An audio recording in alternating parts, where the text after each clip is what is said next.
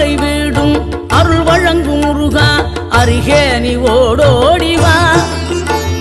மூவிரண்டு முகம் சொலிக்க ஆறிரண்டு கரங்களுடன் ஆதரவு தர ஓடிவா ஆறுபடை வீடும் அருள் வழங்கும் முருகா